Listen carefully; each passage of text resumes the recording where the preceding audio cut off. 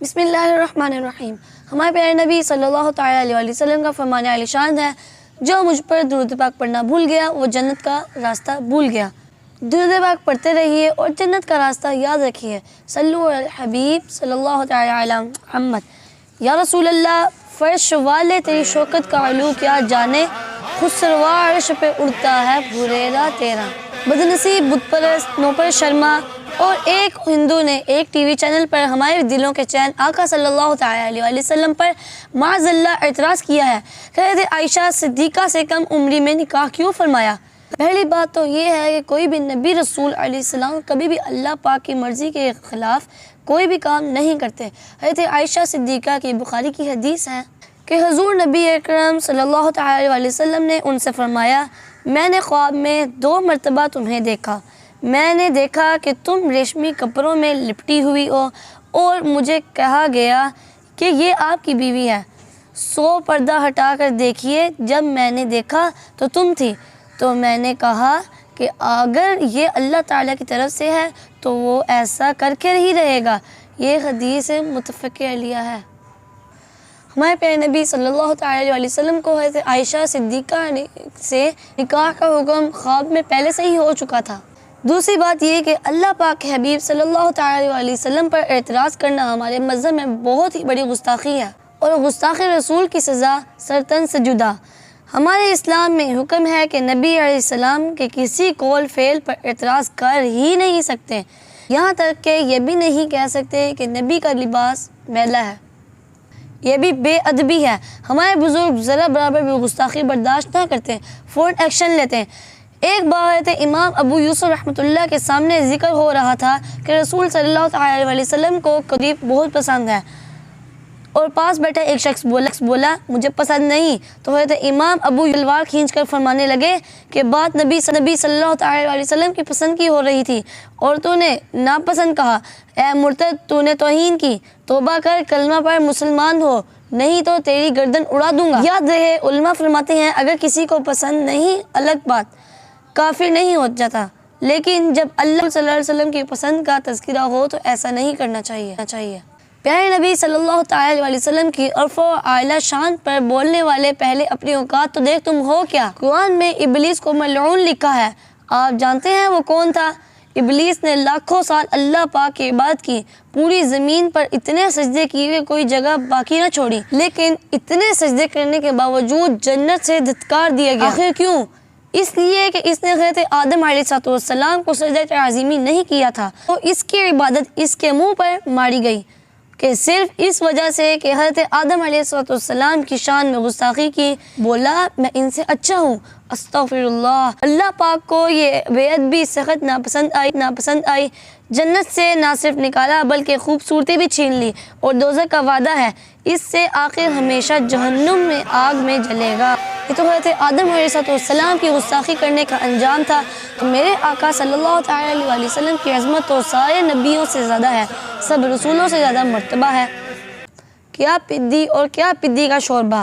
سن لو کہ اللہ کے نبی کو کوئی ایسا کام ہرگز نہیں کرتے کہ جو اللہ پاک کا ناپسند ہو۔ جب اللہ پاک کو اعتراض نہیں، خود صدیقہ رضی اللہ تعالی عنہ کو نکاح پر اعتراض نہیں، تو تم نکاح پر کیوں اعتراض کرتے ہو؟ خود حضرت عائشہ صدیقہ رضی اللہ تعالی عنہ کو نکاح پر اعتراض نہیں، تو تم نکاح پر کیوں اعتراض کرتے ہو؟ حضرت عائشہ صدیقہ طیبہ طاہرہ جب اس نکاح پر خوش ہیں اور بہت خوش ہیں، تو پھر تم پیشاب پینے والوں کو کیا تکلیف ہے؟ تم وہ بدبخت اور دنیا کے سب سے بڑے جاہل لوگوں سے اپنی بچیوں کی شادیاں کروا دیتے ہو۔ ہمارے پیارے اسلام میں عورت کو اپنی شادی پسند ناپسند کا پورا اختیار ہے۔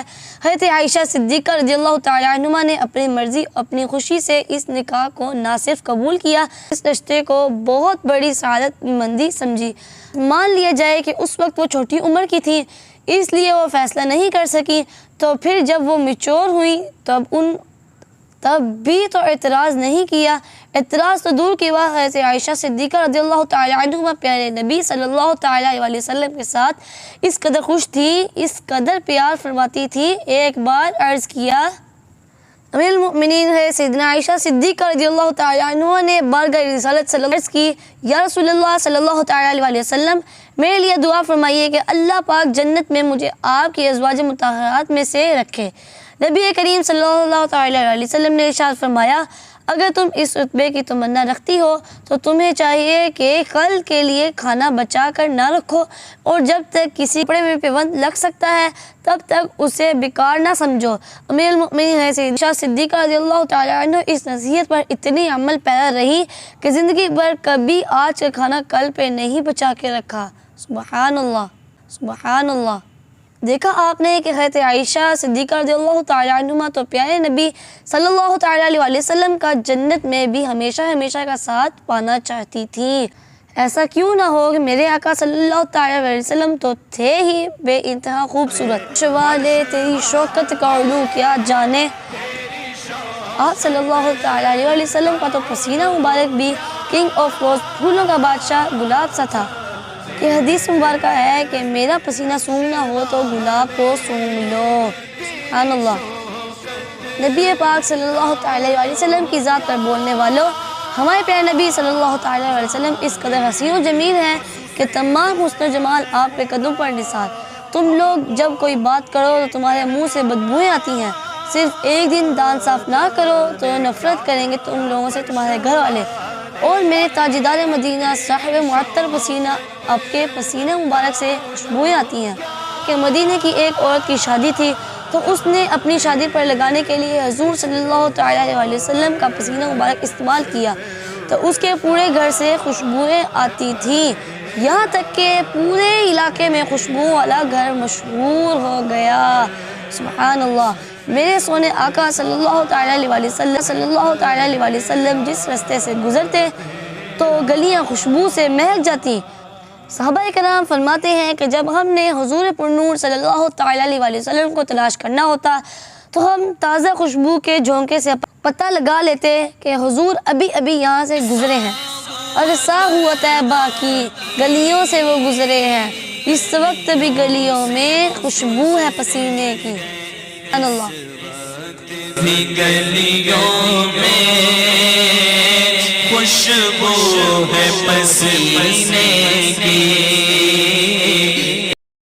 آپ صلی اللہ تعالیٰ علیہ وسلم گفتگو فرماتے تو آپ کے دونوں اگلے دانتوں کے درمیان سے ایک نور نکلتا تھا، اور جب کبھی اندھیرے میں آپ صلی اللہ تعالیٰ علیہ وسلم مسکرا دیتے تو دندان مبارک کی چمک سے روشنی ہو جاتی۔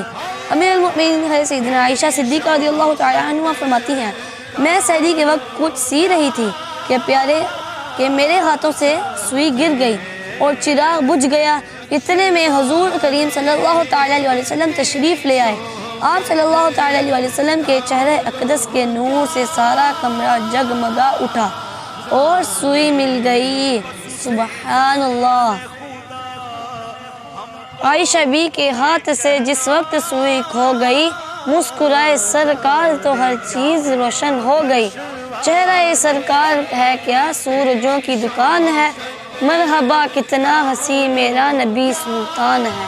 سبحان اللہ۔ محفوظ صدا رکھنا شاہ بے ادبوں سے، اور مجھ سے بھی سرزد نہ کبھی بے ادبی ہو۔ آمین۔